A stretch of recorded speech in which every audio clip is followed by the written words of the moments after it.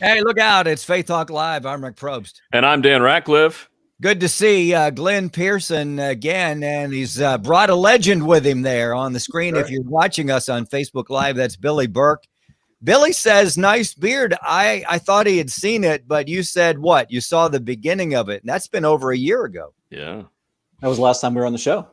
Yeah. Wow. What does that say? Who do we need to see about that? I'm starting to take it personal. You know what?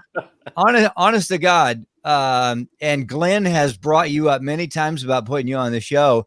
You're just so busy, I guess. I don't know, just to kind of reel you in. So a little pressure. You got to be on the show more often. So, and thank Glenn that we got you today. So yeah, the ultimate pursuer. Yeah, there you go. That's right. Good to see you guys. And if you're lucky enough and you're out in the public, you may see Glenn on a bike in his biking shorts. That's something, sleeveless shirt. That's something we all really want to see more of. That's right. I take requests. So yeah. Glenn is an author and a speaker and a discipler, and we've talked to Glenn many times about many topics. It's amazing, but it all usually ends up about discipleship. So, that's how you know what's in somebody's soul, right? In their heart. It always goes back to that thing. And what a great thing to have in your heart and be a part of it. Now, Glenn, I think we've covered this before, but it's okay if we cover it again. You and Billy have just connected. It's been years now. You've basically been discipling him and he discipling others. And we want to get into a really cool story about a fire pit in a driveway, unbelievers and believers. Right. I understand. And you know what? When I read that, I thought, this is perfect, because who hasn't experienced that scenario and either been uncomfortable or really comfortable? I don't know what to say, but let's start off with how long you guys have been in the discipleship mode together. Probably about 5 or 6 years, Billy? I was going to say 7, but yeah. Okay. Yeah. Well, he's older. It's probably 7. Yeah. And really, maybe Billy can talk about kind of why we connected so well. We ran into each other at church one time. Yeah, you both like literally ran into each other. Yeah, I didn't get hurt too bad. I like that. Billy's too tall. Hey, Glenn. Yeah, I'm the short one, Wow. so. That's funny. So, but you both go to Sanctuary, right? You go to Sanctuary Church, Right. and you ran into each other. Actually, Glenn ran into Billy because he couldn't. But let's tell us what happened. Yeah, go ahead, Billy. Our stories may be different, but in regards to how it happened, it was Sanctuary. Glenn's the pursuer. I'm not. It's not unusual for him to be approaching individuals at church or outside of church. And as it related to our conversation, I had a connection with Glenn as it related somewhat to our backgrounds and our fathers or absent fathers, as it may be. And to Glenn's credit, he just continually pursued me. It was Glenn's kids are older and grown now and out of the house. I still have young ones. And so Glenn really took the initiative to continually pursue me, invite me to breakfast, invite me to lunch. And we just cultivated a friendship. And then as my faith grew, then our relationship grew. And so it's just been a really beautiful picture over the last few years. Were you apprehensive at all? And I'm not trying to throw a joke out there because it's Glenn, but were you apprehensive at all? And you were like, or were you like, yeah, sure, I'm game. Let's do this. I was game. My wife and I had been having conversations about how I needed an older man in my life, and Glenn is certainly older than me. So Wow. That was Billy Burke, ladies. That's a nice way to put it. We used to be best friends, but not anymore. Strong acquaintances. But so we had been praying about it. We'd been talking about it. She knew that I had a void in my life of older men that would speak life into me, that would encourage me, hold me accountable. And Glenn did all of those things as I got to know him more. And so it was a breath of fresh air, which led from, he and I in our relationship to our men's group, meeting every Friday morning from 6 to 8 at the church. And so he's a facilitator in that group. So it just was this compounding relationship that's really just grown to where it is today. And Billy, I think the cool thing about it is not only did you allow Glenn to pour into your life and disciple you, you then turned around and started discipling others. And that's how Jesus intended for it to be, was for us to turn around and pour into others as well. Talk about this thing that happened just recently in your driveway.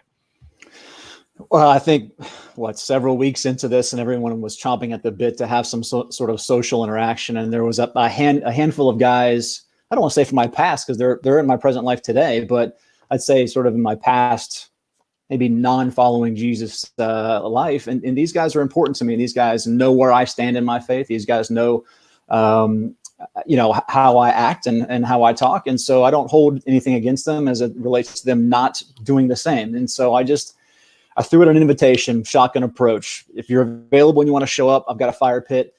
Bring some beers if you want some beers. I'll have some bourbon if you want some bourbon, and we can just drink water if you want to. But ultimately, I had this array of guys, the most eclectic group of guys I've probably had in one setting, at least in my house or in my driveway, I should say, ever. And it was a beautiful picture of some interesting conversation, but I can't leave the guys out of my life now that I've chosen this particular path. Ultimately, as discipleship, these guys are watching me and watching what I do. And I'm not trying to convert anybody or convince anybody, but if they see something in me that I've somewhat learned from Glenn and watched Glenn do this, then what more of a compliment than someone to come back to you and say, tell me more about Jesus, and tell me more about how he's worked in your life. And that was just a strange environment for it to happen, but it was cool to see. Well, and see, what I think was cool about it was that, it was totally unforced. It wasn't intentional per se, but we just had good conversation. And these guys know where Billy stands, and they knew that several of us were from the church, and we talked about all kinds of stuff. It wasn't anything particularly spiritual, but it's all part of a larger context of relationships. And, the key word in all this stuff, both outreach and discipleship, is relationship. So, I can't say I had any wonderful spiritual conversations that night, but I think it was an important step for these other guys that haven't come to know the Lord yet, as far as I know, to see normal guys having a good time with somebody that they respect, meaning Billy, and they know Billy's a Christian, they know we're Christians, and that really just keeps the door open for future conversations and reinforcing the normalness, if you will, of being an okay Christian. Yeah. Billy Burke and Glenn Pearson with us on Facebook Live and on the radio. Not sure what that was. That's weird. Anyway, a little echo there. It's all good. Good on you, Billy, for putting it. I mean, inviting. I mean, you could have done two separate fire pits, really, but you decided to just bring it all together. Did you notice, like the other folks, your Christian friends, your non-Christian friends? Did it take a while for them to kind of sync up, or was it like normal guys anyway have trouble syncing up until you spend a little time together, maybe have a beer together, water, whatever? What did you see? I didn't think it took very long for the guys to get connected. I felt like the conversation was easy. We talked about, I say guy things, but sports, and we talked about the families and the unique circumstances of COVID-19. We laughed a lot. There was some funny stories that were told. It was a great time. It really was sweet. Again, but yet very unintentional as to why I invited people. This was just recognizing the need for men to get together, just socialize, and commune. So it was good. So it's kind of like the campfire scene in Blazing Saddles, then, is what you're saying. Is that right? Not entirely. Yeah, but it was very organic. It was just a natural thing. And it's funny because one of the other Christian guys, I'm an early to bed guy, as Billy knows, and so I was one of the first ones to leave. One of the other guys from our church kind of followed me out to the car, and I think he was trying to feel out if I was offended by some of the conversations. Of course not. I've heard those words before, and we've talked about topics you don't normally talk about from the pulpit on Sunday morning. But it's all part of an organic relationship, and that's what Billy's so good at. Everybody loves Billy, and he's really good at just including people. And I thought it's so cool that he continued to reach out to his old buddies, Yeah. and include the new guys too. Yeah. You mentioned organic and Blazing Saddles. What happened in Blazing Saddles in that first scene was organic. So Very much so, yeah. let's just go there. All right. So next step, I mean, not to put this in book form or outlet form or outline form, Glenn, what does he do next? Just you continue to hang? You continue to bring the same people together? You just let it happen as relationships go? What do you do? Well, like Billy said, I'm a pursuer, so when I'm trying to be involved with somebody, I just, you don't want to be intrusive. And if you get messages I'm not interested, that's fine. But you just kind of go out of your way to continue relationships and try to pursue things as they come about. And, Dan referenced before that we've been able to kind of pass some of this stuff along. And there's a great verse in 2 Timothy 2:2. I was on crew staff for 9 years, and this is one of the key verses they use. But it says, "What you have heard from me in the presence of many witnesses, entrust to faithful men who will be able to teach others also." Mm-hmm. And really, when you think about it, there are 4 generations because, Paul is talking to Timothy, and he says, entrust this to other people, which is the 3rd generation, who will be able to teach others also. And we've really seen that in our church situation because, Billy and I have been working together for a number of years, and Billy's been doing a great job working with some of the high school guys. I love the way our church operates. The leaders pick up the students at 8th grade and stay with them through the whole high school time. So Billy's working with a bunch of guys now for several years, and one of them, Gabe, is entering senior, and so Billy's been working with Gabe, and kind of, Gabe's really grown a lot because of that.